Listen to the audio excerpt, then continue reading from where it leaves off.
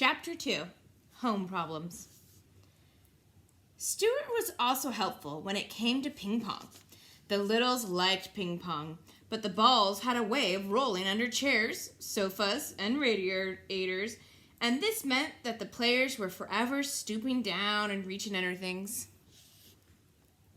Stuart soon learned to chase balls, and it was a great sight to see him come out from under a hot radiator, pushing a ping pong ball with all his might, the perspiration rolling down his cheeks. The ball, of course, was almost as high as he was, and he had to throw his whole weight against it in order to keep it rolling. The littles had a grand piano in their living room, which was all right except that one of the keys was sticky and didn't work properly. Mrs. Little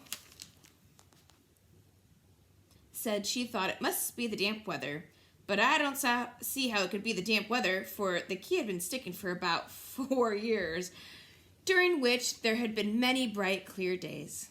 But anyway, the key stuck, and it was a great inconvenience to anyone playing the piano. It bothered George particularly when he was playing scarf dance, which was rather lively.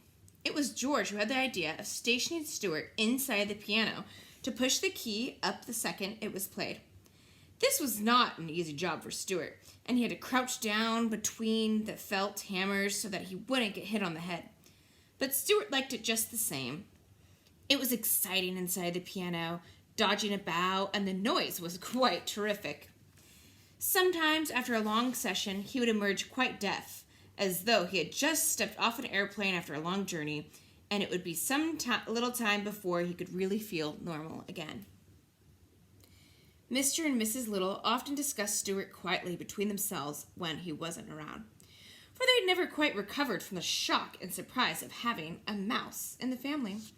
He was so very tiny, and he presented so many problems to his parents. Mr. Little said that, for one thing, there must be no references to mice in their conversation. He made Mrs. Little tear from the nursery songbook the page about 3 blind mice. See how they run. I don't want Stuart to get a lot of notions in his head, said Mr. Little. I should feel badly to have my son grow up fearing the farmer's wife that was going to cut off his tail with a carving knife. It is such things that make children dream bad dreams when they go to bed at night. Yes, replied Mrs. Little, and I think we should have better start getting about that poem.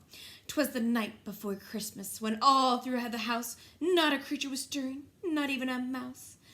I think it might embarrass Stuart to hear mice mentioned in such a belittling matter. Well, that's right, said her husband. But what shall we say when we come to that line in the poem? We'll have to say something.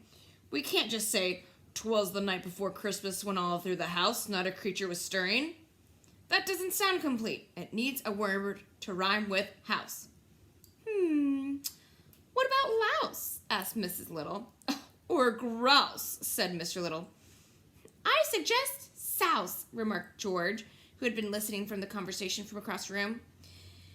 It was decided that louse was the best substitute for mouse, and so when Christmas came round and Mrs. Little carefully rubbed out the word of mouse in the poem and wrote in the word louse, Stuart always thought the poem went this way.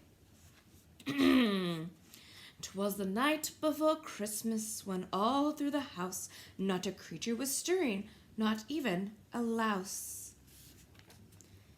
The thing that worried Mr. Little most was the mouse hole in the pantry. This hole had been made by some mice in the days before the Littles came to live in the house, and nothing had been done about stopping it up. Mr. Little was not at all sure that he understood Stuart's real feelings about a mouse hole. He didn't know where the hole led to, and it made him uneasy to think that Stuart might someday feel the desire to venture into it. After all, he does look a great deal like a mouse, said Mr. Little to his wife, and I've never seen a mouse yet that didn't like to go into a hole.